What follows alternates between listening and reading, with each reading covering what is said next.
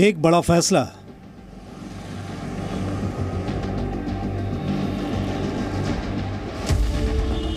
या फिर से फासला।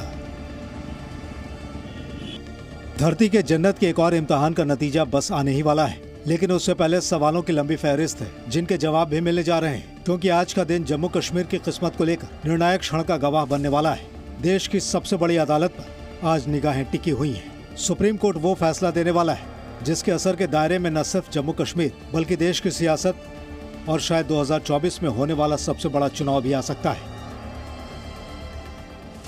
सुप्रीम कोर्ट जम्मू कश्मीर से अनुच्छेद 370 को निरस्त करने पर फैसला सुनाने वाला है। सर्वोच्च अदालत उन याचिकाओं की दलीलों पर अपना निर्णय देगी जिनमें अनुच्छेद 370 को खत्म करने का विरोध किया गया है, और इसलिए अब फैसले की घड़ी आ गई है। दरअसल ये फैसला सुप्रीम कोर्ट की संवैधानिक पीठ सुनाने वाली है और इसके लिए 5 जज की बेंच पर नजर लगी हुई है, जिसकी नुमाइंदगी भारत के मुख्य न्यायाधीश DY चंद्रचूड़ कर रहे हैं। साथ ही इस बेंच में justice Sanjay Kishan Kaul, justice Sanjiv Khanna, justice BR Gavai और जस्टिस सूर्यकांत शामिल हैं। सुप्रीम कोर्ट की सुप्रीम बेंच ने 16 याचिकाओं पर 18 दिनों तक बहस को सुना और 5 सितंबर को फैसले की तारीख रिजर्व रख दी थी। वो तारीख आज ही है। सुप्रीम कोर्ट को निर्णय लेना है कि जम्मू कश्मीर को आर्टिकल 370 से वंचित करना वैध था या अवैध।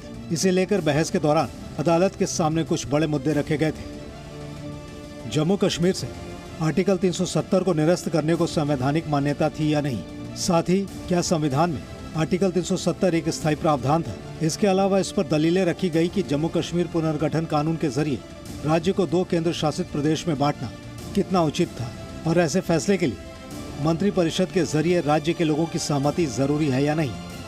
जाहिर है इस बड़े फैसले के पहले सियासत के दोनों हिस्से भी सक्रिय हो उठे हैं। जम्मू कश्मीर से आर्टिकल 370 हटाने का विरोध करने वाले नेशनल कॉन्फ्रेंस के नेता उमर अब्दुल्ला कह रहे हैं उन्हें सुप्रीम कोर्ट से इंसाफ का इंतजार है। जब हम सुप्रीम कोर्ट में गए थे 2019 में, तो इंसाफ हासिल करने की उम्मीद लेके गए थे। आज भी हमारे जज्बात वही हैं। हमें बेसब्री से इस दिन का इंतजार था। ऑनरेबल चीफ जस्टिस और उनके साथ 4 ऑनरेबल जजेस जो हैं वो अपना फैसला सुनाएंगे और हम इंसाफ की उम्मीद लिए बैठे हैं। विरोध करने वालों में जम्मू कश्मीर के पूर्व मुख्यमंत्री गुलाम नबी आजाद भी हैं। आजाद का मानना है कि सरकार का फैसला गैर कानूनी था और अब आवाम के हक में फैसले की उम्मीद है।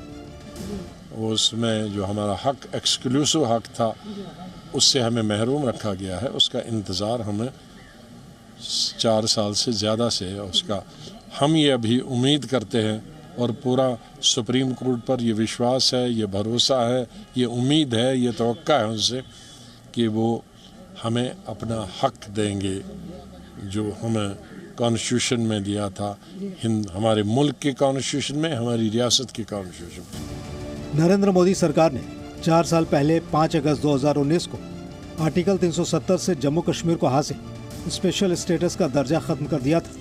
उसके बाद जब फैसले पर सवाल उठा और सुप्रीम कोर्ट में याचिकाएं दाखिल की गई, तो सरकार ने भी अपने फैसले को वाजिब ठहराया। विपक्षी नेताओं की तरह बीजेपी भी यही कह रही है कि सुप्रीम कोर्ट का फैसला सबको मंजूर होगा, लेकिन पार्टी नेता आगाह कर रहे हैं कि सुप्रीम कोर्ट में सियासत नहीं चलती है। कि पूरा जम्मू कश्मीर और पूरा मुल्क ऑनरेबल सुप्रीम कोर्ट के फैसले का दिल से एहतराम करेगा, क्योंकि हमारे मुल्क का कानून सबसे बड़ा है। हमारे मुल्क की अदालतों में सियासी हस्तक्षेप, पॉलिटिकल इंटरफेरेंस नहीं होता है। अब सवाल है कि सुप्रीम कोर्ट के किसी भी फैसले के बाद सत्ता पक्ष या विपक्ष का अगला कदम क्या हो सकता है। संविधान विशेषज्ञों के मुताबिक सरकार का दावा विरोधियों के मुकाबले ज्यादा मजबूत है। फैसला सरकार के पक्ष में जाता है। सरकार का पक्ष का मतलब है सुप्रीम कोर्ट में जो विपक्ष है। सरकार के पक्ष में जाता है तो फिर विरोधियों, जो पिटिशनर हैं या जो विरोधी हैं, उनके पास ऑप्शन रहता है कि वो रिव्यू पिटीशन डालें सुप्रीम कोर्ट में। रिव्यू पिटीशन उनकी डिसमिस हो जाती है तो फिर से वो क्यूरेटिव पिटीशन डाल सकते हैं जो उनको जजमेंट में खामियां लगेंगी, और क्यूरेटिव पिटीशन भी अगर डिसमिस हो जाती है तो फिर विपक्ष के पास कोई रास्ता नहीं है कि वो आगे बढ़ पाएं। वो प्राइवेट मेंबर बिल हाउस में ला सकते हैं। प्राइवेट मेंबर बिल के लिए उनके पास बहुमत होना चाहिए, और वो बहुमत तो सरकार के पक्ष में है। इसलिए जो विपक्ष है आज का, या मैं कहूं कि जो इस कानून के विरोध में हैं, उनके पास कोई ऑप्शन नहीं रह जाता। संविधान विशेषज्ञ ये भी कह रहे हैं कि अगर फैसला सरकार के खिलाफ आता है तो संसद के जरिए सरकार एक बार फिर नई शुरुआत कर सकती है। यानी जम्मू कश्मीर में जब तक आर्टिकल 370 का राज रहा, ये इलाका भारत का अटूट हिस्सा होते हुए भी कई लिहाज से अलग था। इस वजह से ही सुप्रीम कोर्ट का आज का आने वाला फैसला बेहद अहम माना जा रहा है। ब्यूरो रिपोर्ट, जी मीडिया।